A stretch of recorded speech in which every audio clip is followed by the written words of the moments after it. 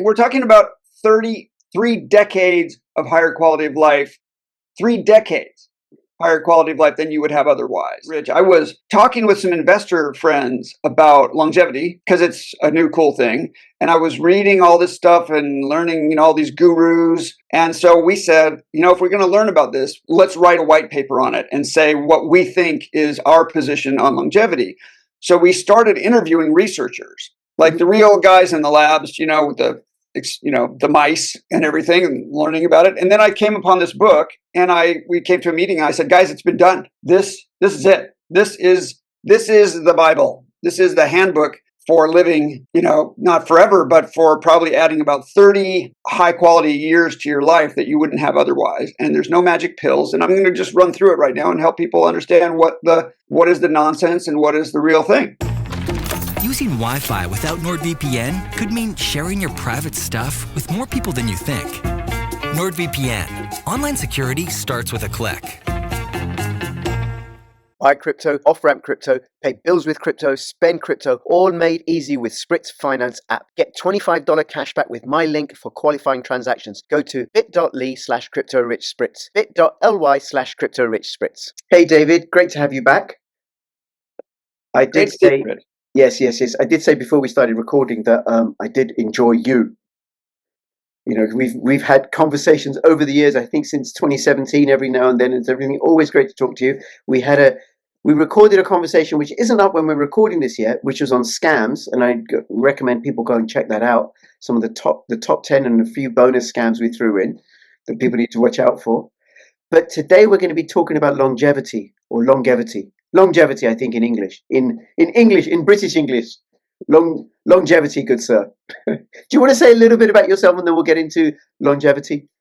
Sure. I'm a lifelong entrepreneur. I'm in Washington, D.C., a crazy place to live. I'm kind of a Silicon Valley tech entrepreneur, really. And we met in the crypto boom, which I was one of the leaders of in 2017, having raised money for my ICO. And I've started about 12 businesses, and I like I always try to do what's next. You know what? You have this concept of red ocean and blue ocean. Are you familiar with that? Red ocean is you're going into a market that is pretty much saturated and already, everybody's got an AI startup. That's a red ocean.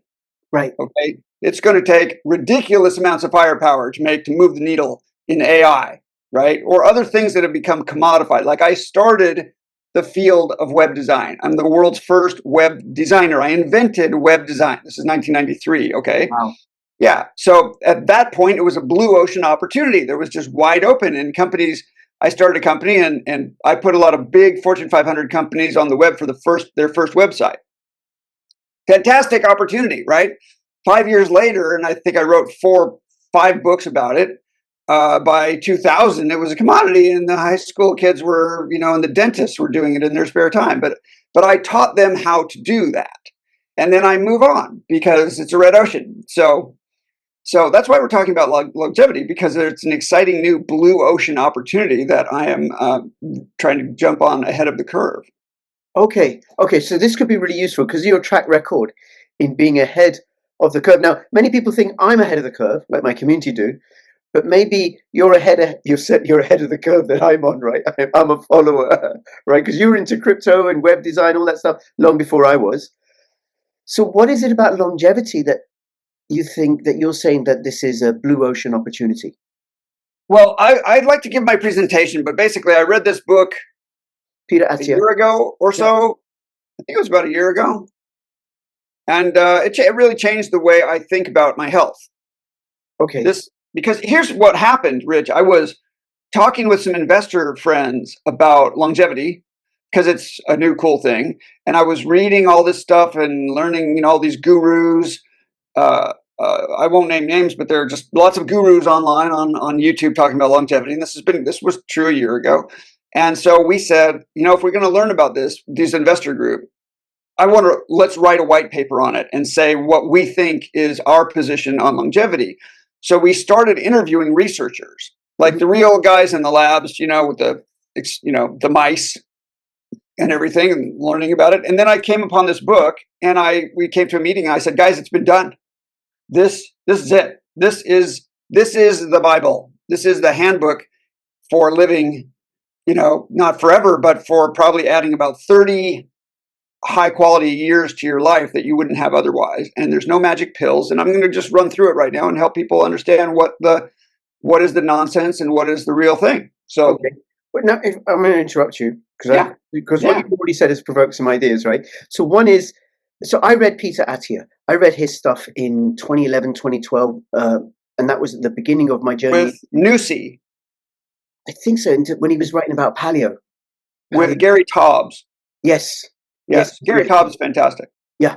And a lot of people from that ilk, all those paleo writers, and I think it was also when McCullough was moved over into paleo as well. And I've been high fat, low carb pretty much ever since then. Actually, I think you're in keto though. No, I moved to keto, and then I changed slightly. So it's always evolving. There was an essay by Jared Diamond, the worst mistake in the history of the human race, and I thought nuclear arms, internal engine, the AK-47. What would it be? He Guns, germs, and steel? Well, I hadn't read that, but he said agriculture. I was like, wow. And then why is a professor of medicine saying agriculture? So I got into that, and he said it gave us nutrient-poor foods that were behind calories. Right. And from there, I tried it out. I had all sorts of health improvements. And along the way, I've been paleo, I've dabbled in Western A Price, keto, then keto carnivore. And now I don't know what it is. I'm keto, meto, fruto. So... because there's also the work of Ray Peat, and because McCullough is no longer high fat, low carb. So I have a lot of raw milk kefir, meat, very few vegetables, lots of fruit, and lots of raw honey. So anyway. Like Peter Attia, I am going to try my hardest to avoid talking about diet and nutrition. Okay. And we'll talk a little bit about why. Sure. And sorry, David, one other thing. You talk about longevity, and it's really important that you said quality. Because there's no point living to 100 and then being a burden on other people, my family. Now I want to have a good quality of life. Right. You want to be vigorous and vital. Yeah. And not and an asset, not a liability. Yeah. So let's do it. All right. I've got a presentation for you. It's going to be about 40 minutes. Is that all right? Sure. All right. Great. So this is my new business. It's called The Infinite Game of Life. I'll give the URL at the end. And I want to make sure people know this is not medical advice. This is just for infotainment only, right? Always, if you're making serious life decisions, always consult a qualified statistician and not a doctor, because doctors have no idea what they're talking about. Right. Right. So, is that the case when you're changing your underwear as well? Because I noticed that at the end. I'm okay with changing underwear on my own. Okay. But making big life decisions, I'd go for a qualified statistician or decision scientist before I would trust a doctor. All right, look, there are 3 ways to live forever. 3 ways, Rich. You can use the Keith Richards approach, the Mick Jagger approach, or somewhere in the middle. All right? Okay. So Keith does it with purpose, alcohol, heroin, and cigarettes. Now, Keith has found the exact right combination. This is not from laboratory mice. This is from real-world data that will keep him alive forever. And I expect he'll outlive both of us. On the other hand, Mick, you may not know this, is the son of a gym teacher. He's spent his life running. He runs every day, cycling, kickboxing. He does Pilates, stretching, dancing. He does ballet. Wow. He does it every single day, and it shows on stage. He's performing now in his 80s. And I can tell you that in the middle somewhere is not going to work. Okay? Somewhere between heroin and cardio fitness is not going to pan out very well. So you have to fight aging. You can do it with the best research and a custom-made program just for you, or you can just wing it and take your chances. But you only get to try once. So choose your strategy wisely. And this, I claim, is the handbook for your strategy. Okay. I really think Peter has cracked the code on aging, and there are no shortcuts, but building muscle and bone will help prevent disease and keep you out of the healthcare system for decades. Exercise is the best medicine, and that's what I'm going to talk about. Mm-hmm. All right? So I've got 12 things. I'm going to break this down into 12 sections. All right? And the first is adjust your attitude, because you can do a lot. If you're sitting there watching this and you're in your 60s or 70s, you can do a lot to change the quality of your life. The top 7 killers are right here. And, being overweight, all of these things are they're serious risk factors that will take you down if you don't start thinking about these and try to reverse them now. All right, the first is to adjust your attitude about aging. These are the way to think about aging and managing your longevity is to think about what's most likely to kill you and work backwards to try to prevent that. So that might have to do with your genetics, your lifestyle, maybe even where you live and so forth, right?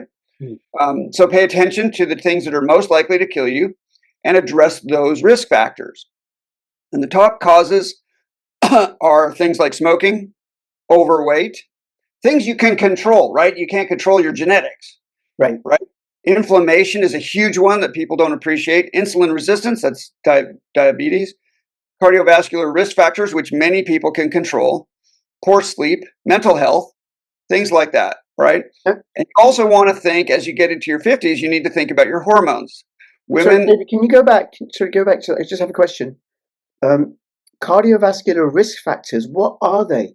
We're going to go into those. Oh, okay. Yeah. Well, what will help prevent you from dying from a heart attack? Because that is the number one killer.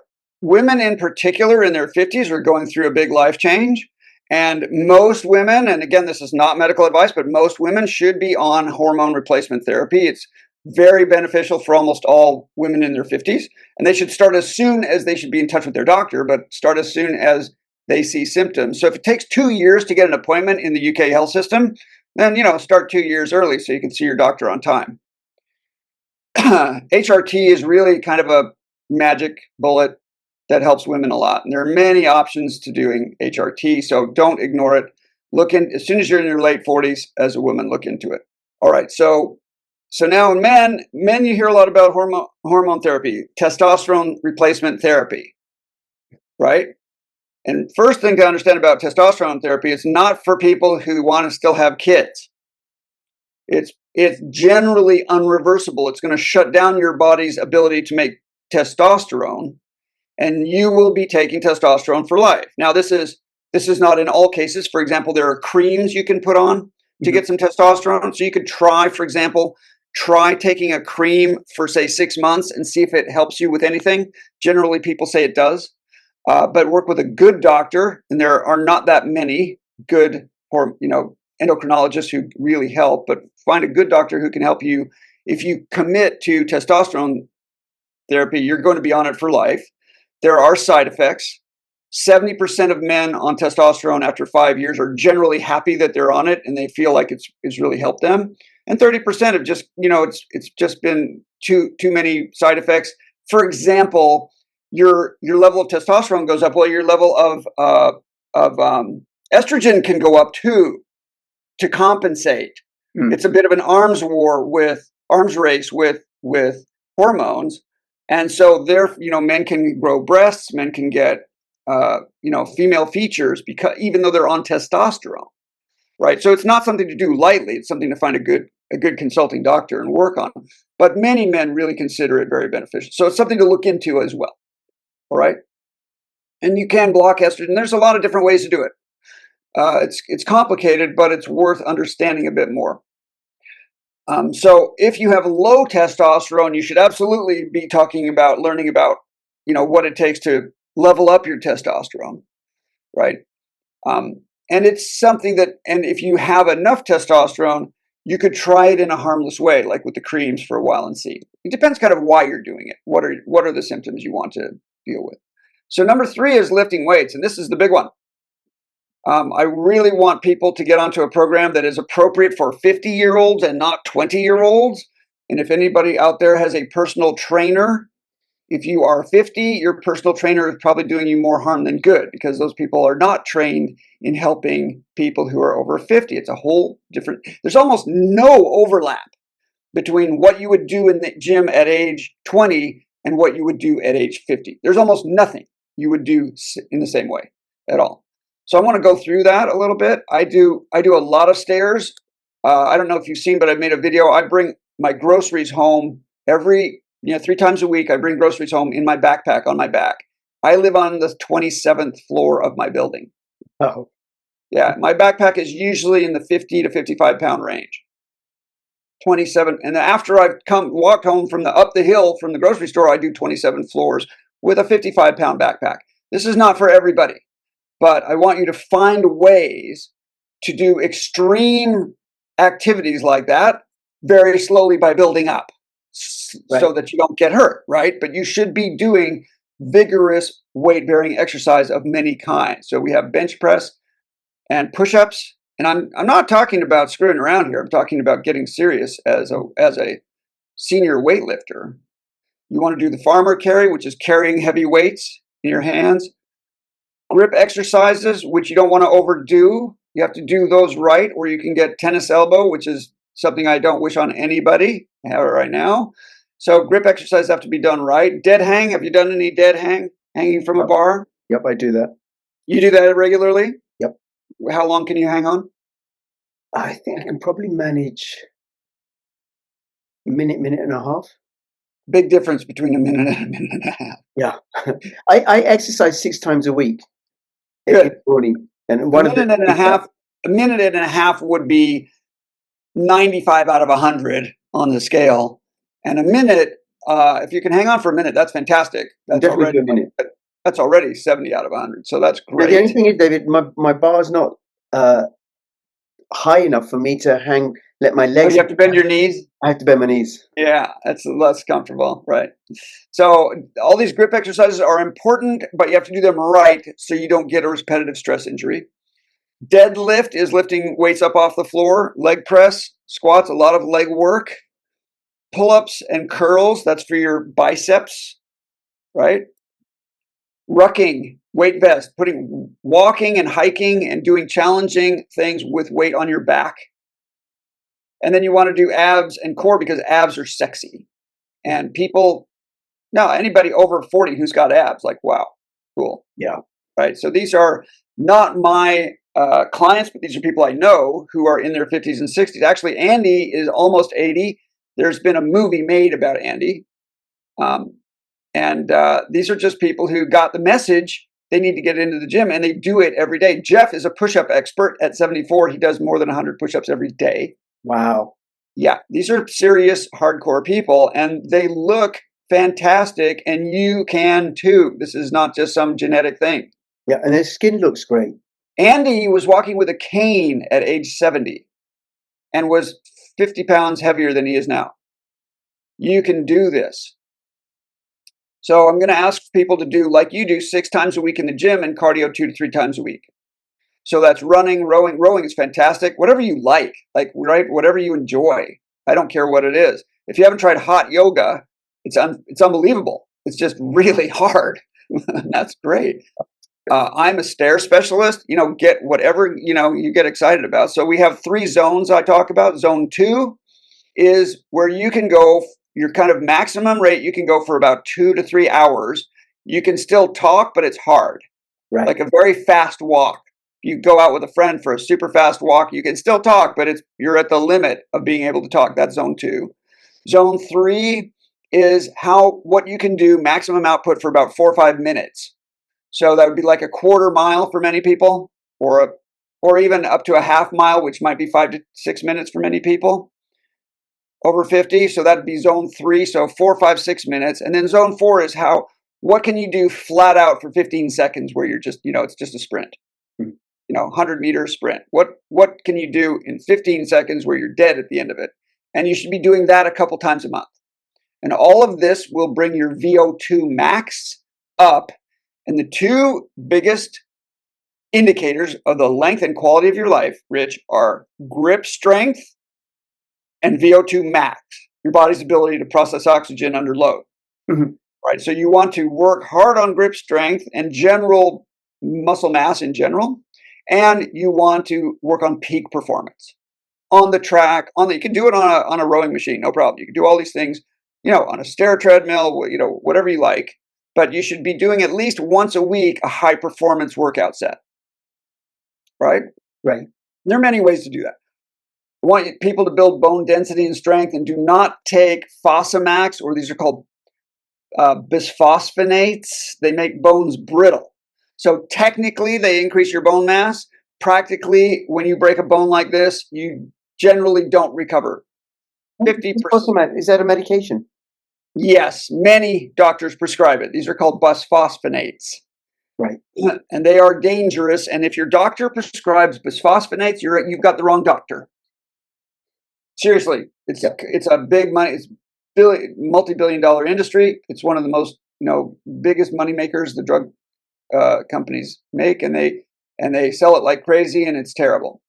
So you have to build bone the right way, and that's through hardcore exercise and take calcium. Take the right calcium. I recommend this. It's called Algae Cal.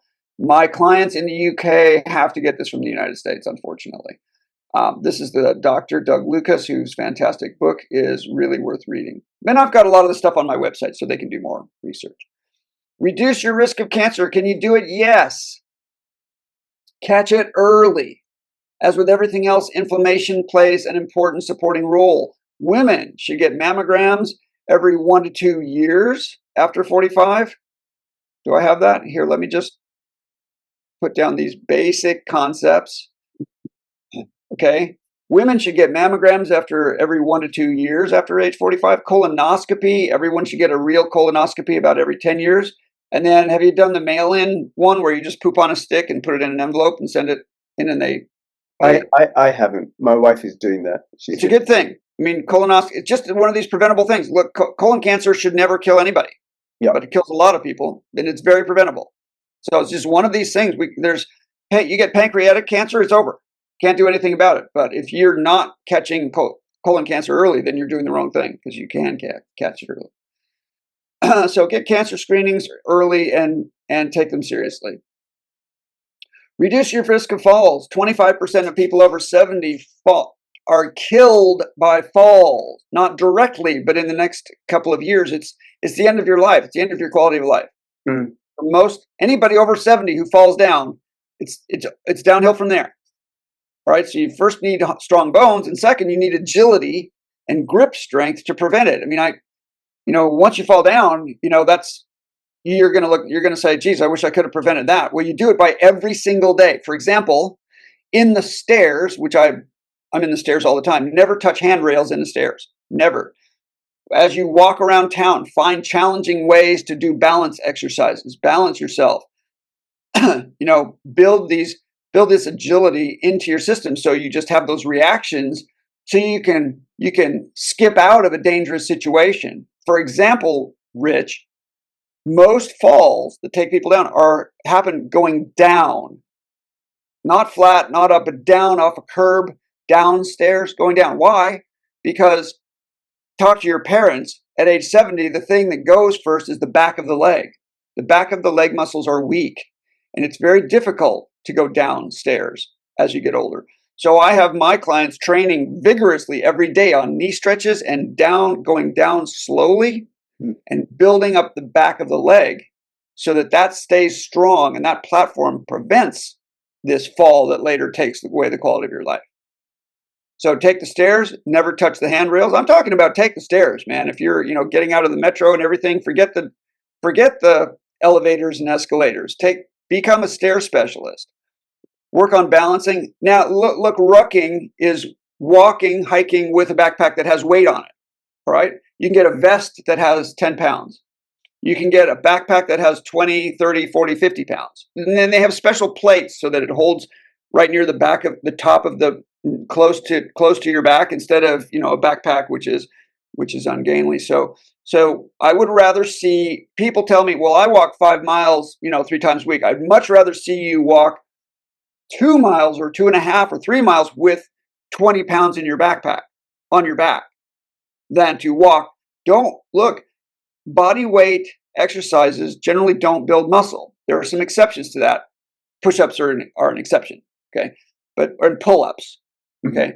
Because that's not your legs. But body weight exercises for your legs do not build muscle. If they did, everybody, every housekeeper would just, be ripped, right? We don't have that, right? So you have to add weight, and the more weight, the more muscle. So you want to build up. So slowly, carefully, and safely, you want to go from, say, 8 to 10 pounds out, say, for a hike for 2-3 miles. And then you want to build up to 15, 20 pounds for a hike for 2-3 miles. That is hard, right? But that builds those are the habits and the kind of training you want to do to keep your muscle mass, to build bone and muscle for the future. So the macros means protein, fat, and we're getting into diet briefly now. Protein, fat, and carbohydrates, okay? Yep. The only advice I have for diet, and it's basically the same thing Peter says, is get about 40% of your calories from protein and do whatever you want with the others, as long as it's not sugar and, too many calories and too much sugar you want to avoid. But if you pretty much have it worked out how much you need to eat, then just make sure you get 40% of your calories from protein. I want to explain one thing about protein. People under 40 get too much protein in general. People over 50 get too little. So the older you are, the more protein you need. As you get into your 60s and 70s, you want to keep adding, go from 40 to 50% protein by the time you're 70. All right. The carbohydrates and the fats, you can do whatever you want. I don't care. All right. You can, if you're insulin resistant, which means you're pre-diabetic or diabetic, then the keto diet, and you're overweight, the keto diet helps people lose weight who are insulin resistant. No question. Fine. But those of us who are hardcore athletes and have been endurance athletes most of our lives or other things, that doesn't help us. We need the carbs because we're burning so much. So whatever makes sense for you, but you got to make sure you're getting enough protein. That's it. So in 2020, a very good article in The Lancet identified top 12 modifiable cognitive risk factors that you can change. Okay. And they also help against inflammation. So these are things you can control. So let's work to minimize them. Don't get too little education. Don't get it from the education system, as we know. But this is a risk factor. People who are less educated get Alzheimer's more. It's a risk factor. Okay. Hypertension. If you have high blood pressure, that's an emergency. You need to work on that. And it's not necessarily with pills, because exercise does so much to reduce your blood pressure, right? And it's not something you and I have, but it's something a lot of people do have. And you got to be on that.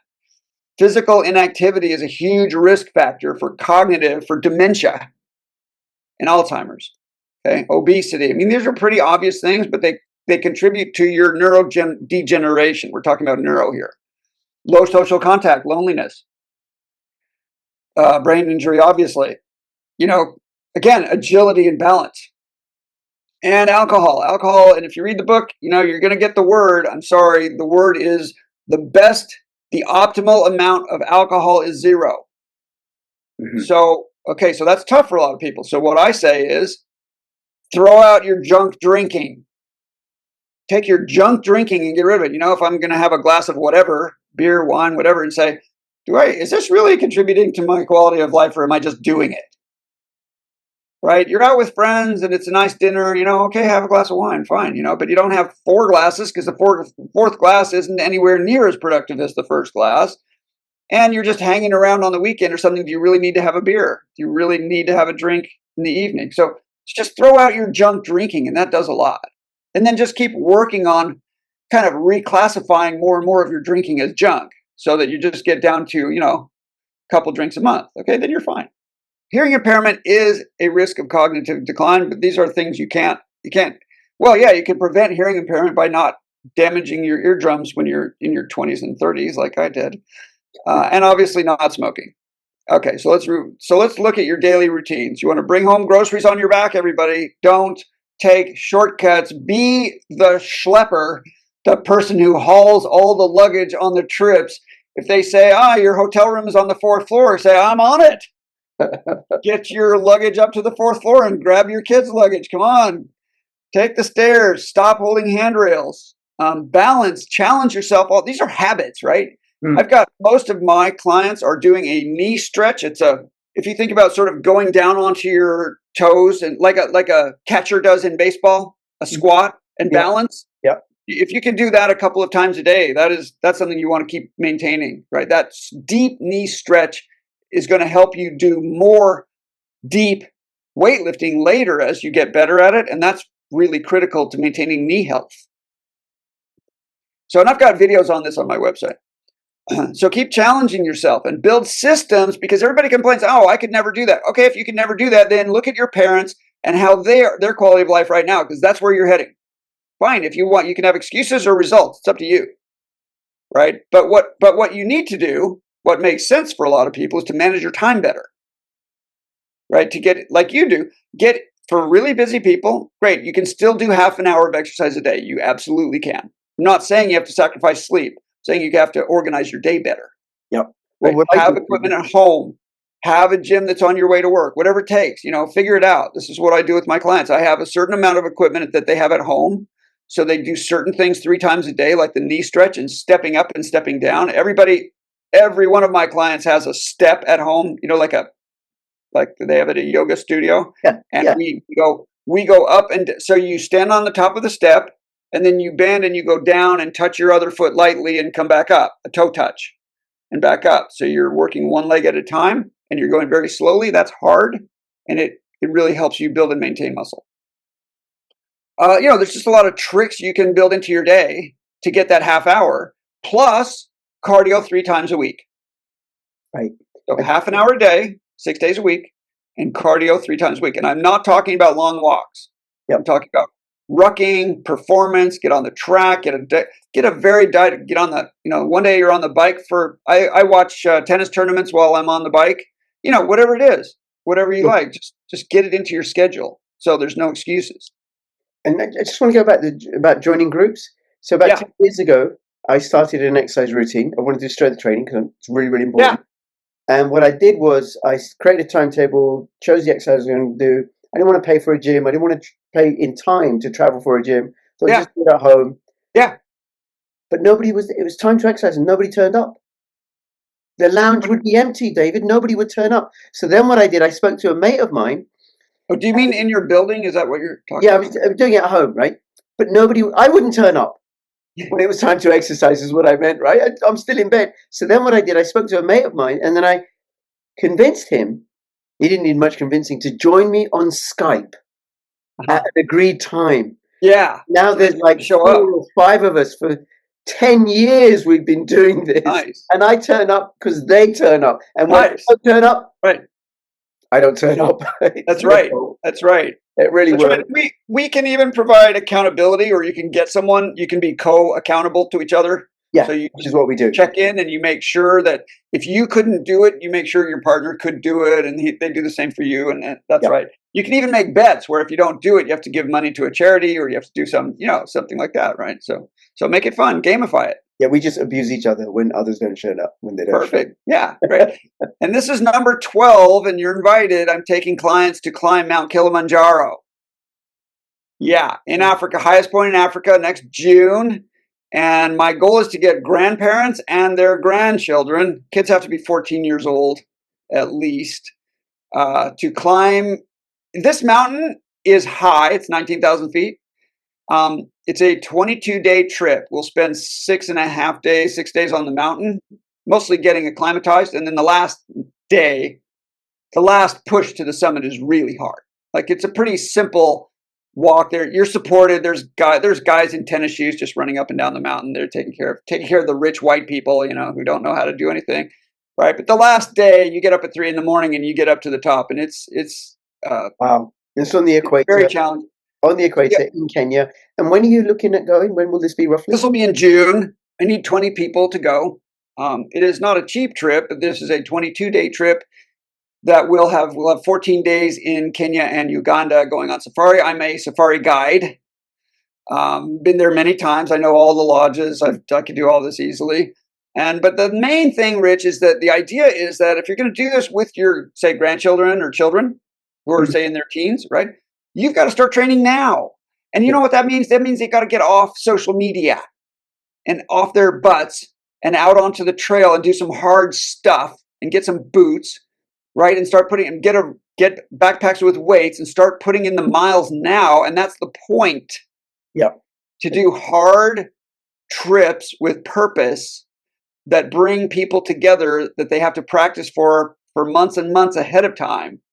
That's the kind of travel that I'll be offering with my new company. So this is just the beginning. Yeah. And David, just on that, it really, really works for exercise because you've created an outcome that's inspiring for people. That's right. And then, okay, I now have a powerful reason and purpose to exercise. That's right. I mean, what do you do on most trips? You pack and you go and you eat and you walk to the next place to eat. And then you take a nap and then you get up and then you walk to the next place to eat. Yes. In between, what I do in between is lying around a lot in the sun in my swimming Lying around in the sun, or maybe a little pickleball. Very nice. Okay, this is killing us. This is just okay. But lying around in the sun isn't. Lying around in the sun, getting vitamin D is not. And I have darker skin, so I have to work really hard. I'm telling you, man, this is a life of excess that our ancestors never even dreamed we would be surrounded by food and calories and things that took us everywhere, and crazy. So it's a crisis of convenience. Yeah. Right? And you don't want to live it. You want to be the people who do the hard stuff.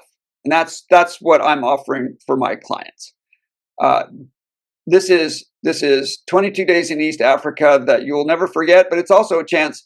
What else are your kids going to join you on? Really? They'd rather play with their phones and their friends and their social media nonsense. You say, oh, well, you want to go to Africa? Get your boots on, because we got to go out for a 6-mile hike right now. Yeah. Right. We're going to do this 3 days a week, and we're going to have video Zoom calls with people who've done it. The oldest person to ever climb Mount Kilimanjaro was 89. So yeah, this is not about excuses.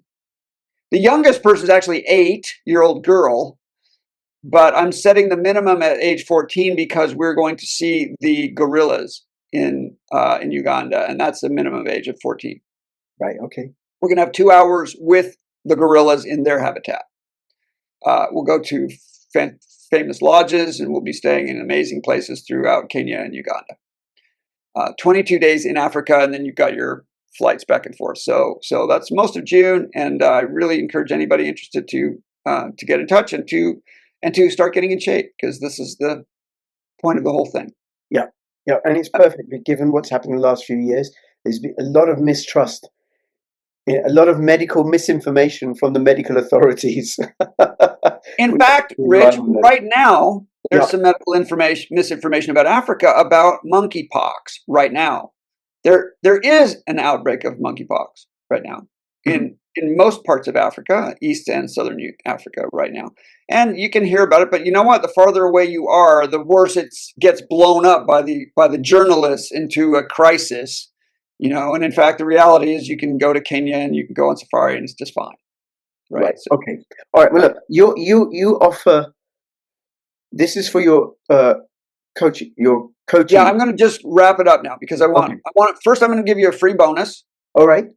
Free bonus is peptides. Peptides are short chain amino acids that can do amazing things, and we are just starting the new era of peptides. I think in 20 years, peptides will just be part of every doctor's toolkit. And this is called BPC 157 and TB 500. This is called the Wolverine pill. It goes where the inflammation is and reduces inflammation. So if you have joint pain, if you have muscle aches and tendons, especially for tendonitis anywhere, this little short chain amino acid will go there and address that inflammation in ways that no medicine ever has been able to. So it's not a steroid type of injection. It's a pill that you can take that will target the inflammation and help relieve pain. And this is really coming. It's not FDA approved in the United States, not approved, but you can find good suppliers and you can take it yourself, but know what you're doing. Do your homework. I've got several videos on peptides on my website. Mm-hmm. And don't buy them on Amazon because there's a lot of fake peptides, a lot. So all the Amazon peptides are not peptides. And these are $5 a pill, so it's $10 a day. And it's kind of for experimental purposes only. It will say on the bottle somewhere. See, it says for research use only at the bottom. Right. See that? Yeah. But they work, and this is coming. This is a big new area of research and products that are very exciting. So I have 2 ways to work with clients. I have the starter package, which is 10 weeks, 10 meetings. The first meeting is 2 hours, and you need your blood work. Mm-hmm. You need to understand all your biomarkers. And if you don't have blood work, I'm going to send you a list of things you can get. I've had clients in the UK who they can get these numbers. I tell them what they need, and their labs that'll provide them. Yep. And then that's $1,200 for 10 weeks. And we just do a weekly check-in meeting. And we start adding in little habits every week, adding another little thing for people to do. Because if you get all excited about a longevity program and you do it for 6 months and then, you quit because, well, that is not going to do it. You have to build new habits for life. Yep. So I go really slowly. And then the other is $2,000 a month, and that's meetings on demand, coaching on demand. There's, accountability calls if you want, whatever you need. And then all supplements, I just send you your supplements in a box every month, so you don't have to worry about it.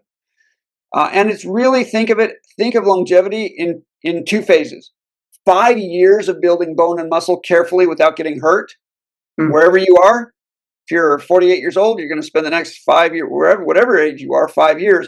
And then you ought to be able to, most people ought to be able to, in 5 years, you ought to be able to lose and keep off 20 to 40 pounds, right? This is not a crash program, right? So if people need to lose 20 to 40 pounds, they can do that. If people are more than 40 pounds overweight, I highly recommend learning about surgery, because surgery is far more effective than spending what it takes to lose 50, 60, 70 pounds in the gym.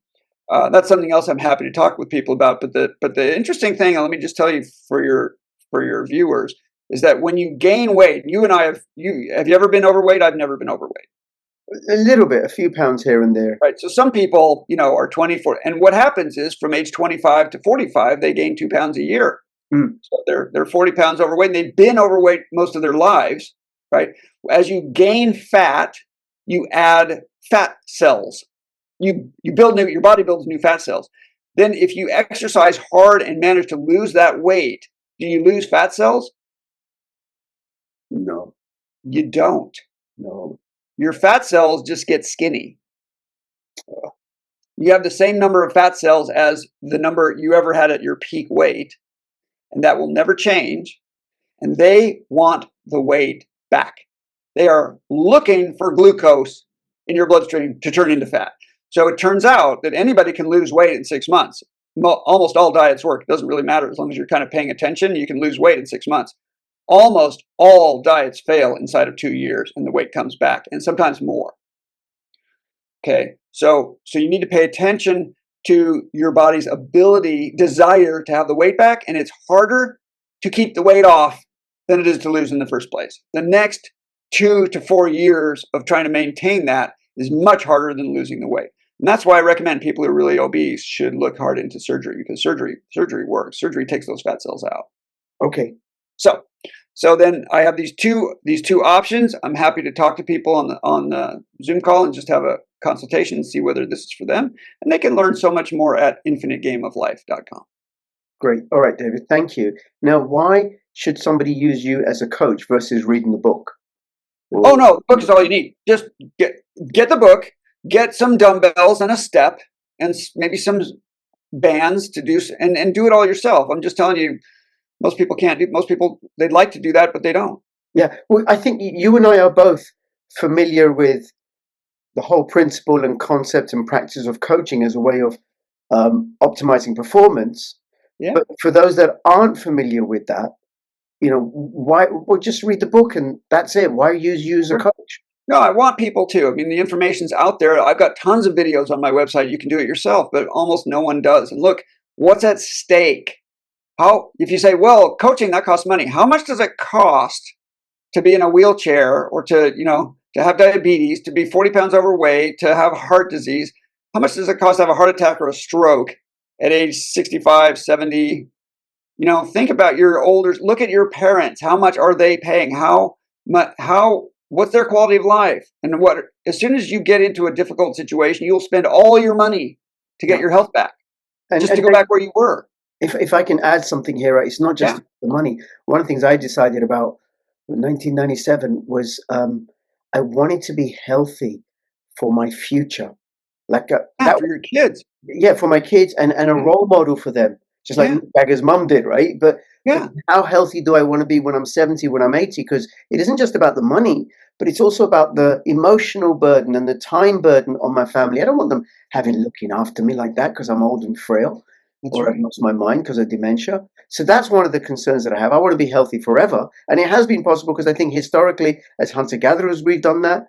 And then the thing about coaching is, I suppose the advantage of having a coach is, one, you could see things about me that I can't see. Yeah. And that also, you're not going to buy my excuses. I'm going to buy my excuses, David. I will buy them for a penny. Right. Right. They're cheap I'll buy and them for readily free. available. That's right. That's right. I have them readily available. Or I can't do it now, or whatever. Right. But having a coach who's committed to what I'm committed to, and also I know that you have significant experience as a coach. You've Yeah. done this in many, many years with many, many people in many, many different arenas. And I can personally vouch for the offline conversations I've had with David. Right, he's not going to mess about. Not interested in excuses. No, but also I'm here to save people time. Yeah. You could figure this out.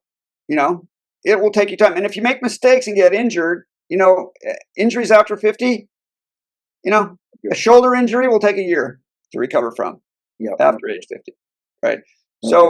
So my goal is to really help people save time and do it efficiently so they get the most. You go to a gym, if you know what you're doing and you walk into any gym, I don't care where it is, anywhere in the world, what you see is a clown show of people who don't know what they're doing, and they think of every little machine like a ride. Oh, let me go here and make the weights go up and down. Oh, that's exciting. Look how much I'm making the weights go up and down. No results. Yeah. They don't have the results because they don't know what they're doing.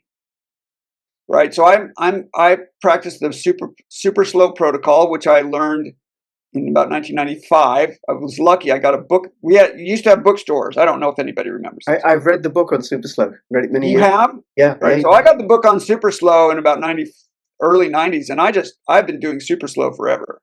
And it's fantastic. It's easier, much less weight, ridiculously slow, hard to watch because it looks like you're dying. Like I was coaching a friend in the gym a couple weeks ago, and I said, when you get out of this machine, this is a leg press, if you can walk, you're doing it wrong. Yes. Yeah, you're doing It's it too hard. Yep. It builds muscle, but it's much safer. Yep. And I have super slow videos on my website as well. People can learn from. Great. And that's the infinitegameoflife.com. Infinitegameoflife.com. Lots of resources. And get in touch. I'll send you my free 12-page PDF giving you all the cheat sheets. I want people to do this. Sure. And so I'll have the links will be in the description below. So, if you want to save time, save money, boost your health, infinitegameoflife.com. Well, look, we're talking about 33 decades of higher quality of life. 3 decades higher quality of life than you would have otherwise. Yes, at least. And then That's a big deal. anybody all over the world, right? I have clients from South Africa to Santiago, Chile, to Silicon Valley, to it's great. All over. Fantastic. Great. David, thank you so much. Thank you. Look forward to having you back on again. Do check out infinitegameoflife.com. And I promise you, no kidding, you take David on as your health coach, your longevity coach, you will have breakthrough results, guaranteed. You will. People say, well, what is it going to look like? Will I feel like I'm safer and more protected from cancer? I'm going to say, no, you're going to be bigger and stronger and leaner. Yeah. In about 6 to 12 months. Give me a chance. Your friends will notice. Absolutely. All right, David, thank you. Links in the description below. Comments, questions, please share this video. This is David and Rich signing out. All the best. Bye-bye. Great to talk to you.